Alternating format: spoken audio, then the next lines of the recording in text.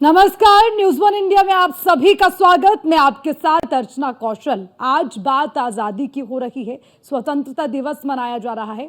इसी पर हम भी एक खास पेशकश लेकर आपके सामने हाजिर हुए हैं। भारत मां की सरहदों पर जब जब दुश्मनों ने दुस्साहस किया तो हमारे वीर जवानों ने मुंहतोड़ जवाब दिया। इस देश की रक्षा की खातिर कई वीरों ने बलिदान दिए। देश की रक्षा करते करते अपने प्राण को खुशी खुशी न्यौछावर करने वाले वीर सैनिकों की शहादत को कभी भुलाया नहीं जा सकता। सरहद पर देश की सुरक्षा करने वाले वीर जवान अपनी जान की बाजी लगाने से नहीं हिचकते और देश के लिए कुर्बान हो जाते हैं। उनकी वीरता को हम नमन करते हैं। न्यूज़ वन इंडिया की ये खास रिपोर्ट देखिए, शहीदों को नमन।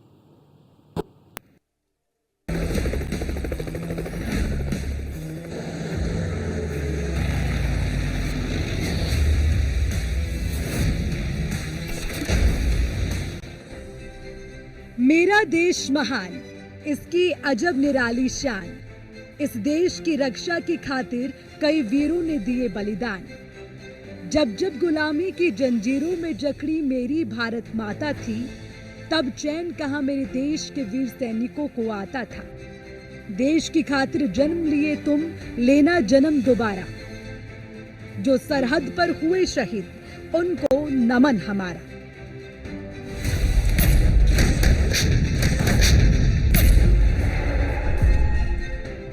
ये पंक्तियां उन वीर शहीदों को समर्पित है जिन्होंने भारत मां की रक्षा करते करते अपने प्राण न्यौछावर कर दिए। देश की आजादी के बाद सरहद पर दुश्मनों से देश की हिफाजत के लिए वीरों ने अपनी जान की बाजी लगाई। ऐसे ही कई जाबाजों की कहानी हम आपको बता रहे हैं।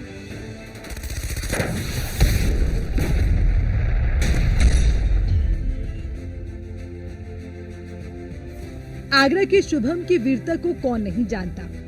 राजौरी में आतंकियों से लोहा लेते हुए शुभम गुप्ता की शहादत हुई। शहीदों को नमन कार्यक्रम के तहत हमारे संवाददाता कृष्ण त्यागी शहीद कैप्टन शुभम गुप्ता के घर गए। शहीद के माता पिता ने बेटे की यादगार पलों की कहानी सुनाई। मेरा बेटा बहुत ही अच्छा और बहुत सिंसियर और बचपन से लेके बड़े तक ही बहुत, कभी कुछ ना तो पढ़ाई के लिए बोलना पड़ा उसे। बहुत ही अच्छा, अपने फैमिली से प्रेम करने वाला, मेरे से भी हमेशा इतना प्रेम करता था। कहीं भी जाना है तो साथ जाना, मेरे से अलग नहीं रहना, यहाँ पे भी आकर के जितने समय रहना है। और फिर अभी भी यही बोला, बेटा दिवाली कैसे मनी मम्मी, मैंने किस तारीख को बातें की तो बोले मम्मी दिवाली कैसे मनी। हमने कहा दिवाली मनी पर इतनी अच्छी नहीं मनी, आप नहीं थे तो बोले वो कोई बात नहीं मम्मी, पर अभी मैं दिसंबर में आ रहा हूँ, भाई का बर्थडे 5 दिसंबर का, 2 दिसंबर को आ जाऊंगा। बहुत जोर से मनाना है बर्थडे, और अच्छा होटल बताओ किस होटल में मनाएंगे। अपन बहुत अच्छे से मनाएंगे। हमने कहा आप आ जाओ तब देखेंगे। यही बातें होती रही। बहुत प्रेम करता था, छोटे भाई से भी हमेशा अच्छा गाना, अच्छा बोलना, परिवार फैमिली से और माता पिता से, भाई से भी अत्यधिक ही प्रेम करता। ये बताइए कि जिस तरह से कैप्टन शुभम गुप्ता की हम बात कर रहे हैं, कैप्टन शुभम गुप्ता की जानकारी आपको कैसे हुई, कैसे कि? मुझे तो बहुत देर में बताया गया, पर उसके छोटे भाई को सबसे पहले पता लगा तो ये यही बोलता रहा कि मुझे कुछ जरूरी काम से मम्मी मैं दिल्ली जा रहा हूँ बुआ के लड़के के साथ। फिर शाम को भी मुझे समझ में नहीं आया। हर इंसान ने मुझे बहुत बहुत लेट बताया, पर विश्वास ही नहीं हुआ कि ऐसा हुआ। मेरे मन को विश्वास नहीं हुआ। वही मंदिर जाना, जब वो आकर के लौट के देखा मेरे घर पर बाहर तांता लगा लोगों का, तो अभी विश्वास नहीं हुआ। मंदिर में सामने ही बैठी रही और अपने आप को समझ ही नहीं पाई कि ऐसा हुआ है। यही नहीं, तबीयत सीरियस होगी, ठीक हो जाएगा, यही सोचती रही, पर विश्वास ही नहीं हुआ। अब रोशन क्या, ये तो सेकेंडरी बातें हैं, पर मेरे दिल पर जब गुजरती है तो बहुत याद आती है। शुभम गुप्ता की माता जी थी, क्योंकि अब आप समझ सकते हैं कि उनके परिवार में जो बेटा जाता है तो किस तरह का पहाड़ गुजरता है। उनके माँ पिताजी भी मेरे साथ हैं, उनसे भी 2 मिनट बात करना चाहेंगे। सर आप मेरे साथ कैप्टन शुभम गुप्ता के बारे में थोड़ा सा बताएं, कैसे जानते? 22 नवंबर 2023 को 4 बजे फोन आया था उसकी यूनिट से। तो उन्होंने बताया कि इस तरह से एक एनकाउंटर में उसको गोली लगी है और वो हॉस्पिटल में है, आप चिंता मत करना, हम सब साथ में हैं।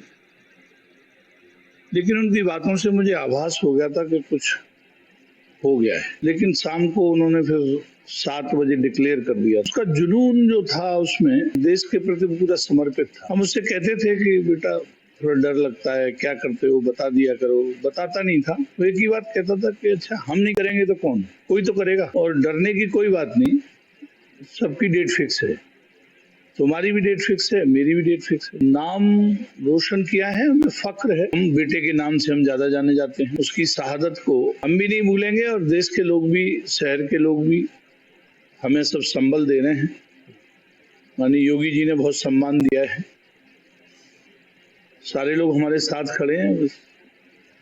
हम सबका आभार व्यक्त करते हैं। सरकार से जो मांगे थी आपकी कुछ कि बच्चे के नाम से ये कुछ मांगे हमने सरकार से जो कहा उन्होंने करके दिया। स्टेशन का नाम उसके नाम पर किया है और भी काम उसके नाम पर सरकार कर रही है। यही कहा है उन्होंने कि जब भी कोई जरूरत हो, कुछ भी हो, बताइएगा, हम आपके साथ हैं। हमें भरोसा भी। तो ये कैप्टन शुभम गुप्ता के पूरे परिवार के काफी लोग थे जिन्होंने हमसे बातचीत की। उनका कहना है कि जो सरकार से हमारी जो मांग भी थी वो भी हमारी पूरी हुई है और बेटे ने देश का नाम रोशन भी किया है। अपने साथी आकाश के साथ कृष्णा त्यागी, न्यूज़ 1 इंडिया। देश की खातिर प्राण दिए मां का राज दुलारा, जो सरहद पर हुए शहीद, उनको नमन हमारा। कानपुर के उस लाल के जज्बे को सलाम है जो देश सेवा करते करते वीर तिरंगा लपेटे विदा हो गया। हम बात कमांडर शैलेंद्र की कर रही हैं। शैलेंद्र का सिलेक्शन पुलिस की नौकरी में हुआ, लेकिन शैलेंद्र ने पुलिस की नौकरी छोड़कर सेना में जाने का फैसला किया। परिवार के विरोध पर भी वो नहीं माना और देश सेवा का जुनून इस कदर था कि शैलेंद्र ने सीआरपीएफ ज्वाइन कर लिया। 17 मई 2024 को शैलेंद्र की शादी गुड़िया से हुई थी और शादी के 4 दिन बाद ही उसने ड्यूटी ज्वाइन कर ली। 23 जून को खबर आई कि महाराजपुर का लाल शैलेंद्र वीरगति को प्राप्त हो गया। देश सेवा करते हुए शहीद हुए महाराजपुर का लाल शैलेंद्र शहीद हो गया था। ऐसे में उसका पार्थिव शरीर तो 23 जून को आ गया था। साथ ही सरकार ने आश्वासन भी दिया था कि कई तरह की मदद करेंगे, लेकिन आज भी उसका परिवार गर्दिश में जी रहा है। नौकरी की बात की गई थी, पत्नी को मिलेगी, लेकिन अब तक नौकरी भी नहीं मिली। इस वक्त मैं उसी शहीद परिवार के घर के बाहर मौजूद हूँ। आप देख सकते हैं घर, ये उसी शहीद परिवार का घर है जो कि यहाँ पर रह रहा है। फिलहाल जो सरकार ने उसमें जो भी आर्थिक मदद उस वक्त करनी थी शहीद के परिवार को, उस समय तो करी। उसके बाद ना शायद कोई नेता यहाँ मिलने आया, ना कोई पुलिस का अधिकारी मिलने आया, ना आदमी कोई अधिकारी मिलने आया। ऐसा देख के परिवार यहाँ बैठा हूँ। मैं आपको दिखाऊंगा तस्वीरों के माध्यम से, ये परिवार के लोग हैं। और ये देखिए जो शैलेंद्र है, जो सुकमा शहीद सुकमा थाने में शहीद हो गए थे और इस वक्त उनकी तस्वीर यहाँ पर। और परिवार के लोग भी इस वक्त हमारे साथ है, उनसे बात करने का प्रयास करते हैं और उनसे जानते हैं कि जब उनका जो लड़का है, जो उनका भाई है, वो शहीद हो गया था, तो उसके से कौन लोग उनसे मिलने हैं, किस रेजिमेंट का था और किस तरह की व्यवस्थाएं, किस तरह की सुविधाएं प्रदान से मिली है, उनसे बात करने का प्रयास करते हैं। ये क्या नाम है आपका? नीरज। आपका शहीद हुआ क्या नाम है? शैलेंद्र। किस रेजिमेंट में थे? 201 कोबरा नेपाली। किस कब शहीद हुए थे? 23 जून। तो सरकार से क्या मदद की दी आप लोगों को? केंद्र सरकार की तरफ से मिले 70 लाख और राज्य सरकार की तरफ से मिले थे 50। इसके जब शहीद हुआ था आपका भाई, काफी शहीद यहाँ है, कई लोग यहाँ पर आए थे, सब लगाए थे। उसके बाद 2 महीने ज्यादा हो रहा है, तब तो लेने आपको बर्बाद किया गया। आपकी नौकरी की बात करी तो आपकी भाभी को मिली उनको? अभी वो बोल रखे हैं, पर अभी तो वैकेंसी जब आएगी तो उसमें मिलेगी। शुरुआत से इच्छा थी, दिली इच्छा उसकी आर्मी ज्वाइन करने की थी। ये सेवा करने की भावना थी। कैसा था पहले से शुरुआत से ही आर्मी ज्वाइन करने की उसकी दिली इच्छा बहुत पहले से थी। हम तो उसको पहले से बोलते थे कि कोई यहीं की लोकल की कर लो, मगर नहीं हम आर्मी में जाएंगे। आपका भाई 30 के बाद तक शहीद हो गया, कितना डर महसूस करते? क्या लगा आप लोगों को नहीं दिया? आपको तो जाना, हमको तो नहीं जाना चाहिए, हमने तो मना किया था। यहाँ आदमी चला जाता है, लोग पैसे के पीछे घूमा करते हैं, पैसा कितना मिला। चलिए बात करते हैं शहीद तो शैलेंद्र, उनकी माँ, उनका लाल जो दुनिया चला गया, शहीद हो गया सुकमा कांड में जो छत्तीसगढ़ में है, और शैलेंद्र सहित परिवार का यहाँ पर है गंभीर है, क्योंकि इस हादसे को 2 महीने ज्यादा हो चुके हैं। अब उनकी माँ से बात करते, उनका लाल आके शहीद हो गया, तो वो क्या कहना चाहेंगी? क्या नाम है हमारा नाम बिजमाल।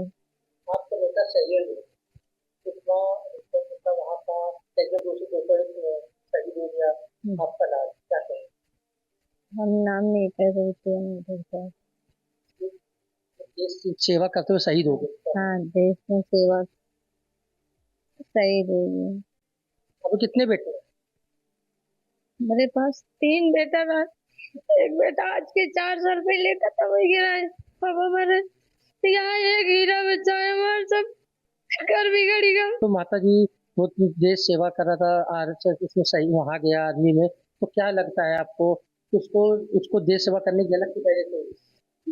पहले रोकत रहे बार बउआ ये मिलिट्री में भर्ती वो निकाल रहे इंदौर, तू भी घर में घुरावत रहे कि हम सीना से निकाल देंगे, तो भैया कहा देंगे तुम लाल राव ने हम तुमका बहुत चांस मिली है खवाई में पे अच्छे भैया न जागो यार ये नौकरी, तो कहा थे नहीं भैया घर अपन बहुत बिगड़े चले, पापा बहुत पहले खत्म हो गया तो अपन घर कितना खराब है, माँ घर कुछ न रहा, यही बच्चे कमावा भैया, तीनों भाई बनवावा। तो जैसे देखा कि एक माँ का लाल जो शहीद हो गया, तो कहीं ना कहीं उसका गम तो है, लेकिन कहीं ना गर्व महसूस कर रहे हैं। लेकिन ये भी बताया जा रहा है कि पुलिस में ज्वाइनिंग हुई थी, पुलिस उसका नाम आया था कि पुलिस की नौकरी छोड़कर देश सेवा की नौकरी करने का मन था ना, उसने ज्वाइन किया। और फिलहाल सुकमा एक हादसा जो था, उस हादसे में वो शहीद हो गया। फिलहाल परिवार के लोगों में एक गम है। अब देखना ये भी होगा कि जिस तरह के सरकार ने आश्वासन दिए थे कि उनकी मदद की जाएगी परिवार को, क्या उस तरह की मदद की जाएगी, यह एक बड़ा सवाल रहेगा। अब बात मेरठ के उस वीर सतीश की। 26 जुलाई 1999 को कारगिल में दुश्मनों से लोहा लेते हुए उनके सिर पर आकर एक गोला गिरा और युद्ध के मैदान में कारगिल की पहाड़ियों पर सतीश बलिदान देते हुए वीरगति को प्राप्त हो गए। न्यूज़ 1 इंडिया पर अपना दर्द बयां करते हुए शहीद की पत्नी विमलेश ने अपनी दास्तान सुनाई। शहीदों को याद करने का कोई वक्त नहीं होता, शहीद हमेशा दिल में रहते हैं और शहीदों की वजह से ही आज हिंदुस्तान सुरक्षित है। हम ऐसे ही एक शहीद के घर पर आए जिन्होंने कारगिल वार में सर्वस्व बलिदान किया था। नाम है सिपाही सतीश कुमार और ये उनकी तब की फोटो है जब उन्होंने आर्मी ज्वाइन करी थी। आज जब हम घर में आए हैं तो हर तरफ उनकी शहादत के ऐसे चिन्ह हैं जो परिवार याद कर कर आज भी आंखें गीली कर लेता है। 25 साल हो गए हैं, लेकिन 25 साल में स्थितियां जरूर बदली हैं। कहीं पर भी शहादत का गर्व और दर्द कम नहीं हुआ। ये प्रशस्ति पत्र बहुत सारे लोगों के संयोग से मिला है और मैं आपको बता दूं, यहाँ पर ये मिसेस सतीश है, अभी हम उनसे बात करेंगे। उनको गैलेंट्री अवार्ड मिल रहा है और गैलेंट्री अवार्ड लेने के बाद लगता था जीवन आसान हो जाएगा, लेकिन जीवन आसान नहीं है। कारगिल शहीद सतीश कुमार शहीद दिवस 26 जुलाई 99 और यहाँ से जो स्ट्रगल शुरू हुआ है वो स्ट्रगल अभी भी बताता है कि एक लड़ाई जीत चुके हैं, एक लड़ाई में सब कुछ हार चुके हैं, एक लड़ाई जारी है। आइए बात करते हैं शहीद के परिवार से। अमित अग्रवाल जी, उनके पास भी मैं गई, उनसे मैंने बल्कि लेटर भी लिखवाया, लेटर भी मेरे पास है और उस लेटर को मुजफ्फरनगर के राज्य मंत्री हैं उनके लिए लिखा कि इनकी जो समस्या है उसको हल कीजिए। कपिल देव अग्रवाल जी, कपिल देव अग्रवाल उनके लिए लिखा, लेकिन उन्होंने भी एसडीएम साहब को फोन किया, लेकिन उन्होंने ये नहीं सोचा कि ये काम एक शहीद की पत्नी है, पता नहीं किस परिस्थिति में मेरठ से यहाँ तक आई है और उनके पास पैसे भी है या नहीं है, क्योंकि घर में इतनी सारी जिम्मेदारी है, एक पेंशन से गुजारा नहीं होता और जो सरकार दे रही है वो मतलब शहीद परिवार तक बिल्कुल भी नहीं पहुँच रहा। जी हाँ, इसीलिए हमने शहीदों के घर पर एक कार्यक्रम बनाया। क्या ये शहादत जाया जा रही है? क्योंकि 25 साल हो गए, 25 साल में सरकार की तरफ से पट्टा अलॉट होता है, ज़मीन का पेंशन आती है, फैसिलिटी मिलती है, लेकिन वो कहीं खो कर रह जाती हैं। क्या हमारे अधिकारी, हमारे नेता इतने संवेदनशील नहीं है कि एक शहीद की विधवा को, शहीद के परिवार को प्रायोरिटी पर रखकर काम किया जाए? क्योंकि पश्चिमी उत्तर प्रदेश सैनिकों का, रणबांकुरों का एक ऐसी नर्सरी है जिसमें हर 10 किलोमीटर पर जो गांव है उसमें से आपको एक परिवार का सदस्य मिलिट्री में मिल जाएगा।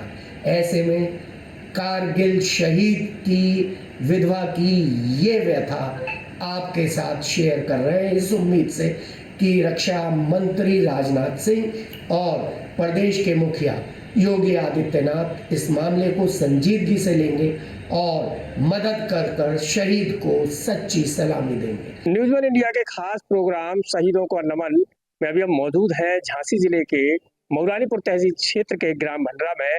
यहाँ पर सन 2018 में आईटीबीपी के जवान शहीद हो गए थे और उनको और उनके परिवार को आज तक इस बात का मलाल है कि उनके जो पुत्र हैं, उनके जो पति हैं, उनको शहीद का दर्जा तक नहीं दिया गया है।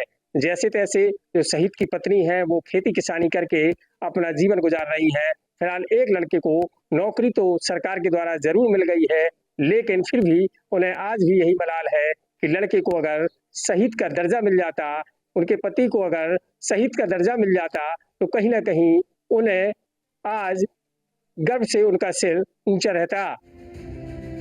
बाराबंकी जिले में ऐसे कई स्वतंत्रता संग्राम सेनानी हुए जो देश को आजादी दिलाने के लिए कुर्बान हो गए। इनमें से कई क्रांतिकारियों को अंग्रेजी हुकूमत से टकराने के चलते कठोर कारावास और जुर्माना भी झेलना पड़ा। अरे हमारा गांव बहुत दिनों से एक्टिव था ये अंग्रेजी हुकूमत को भगाने के लिए। तो गांव के बहुत से लोग और हमारे पिताजी के भाई और तमाम से गांव पड़ोस हक तो हमें है कि हम सेनानी पुत्र कहे जाते हैं।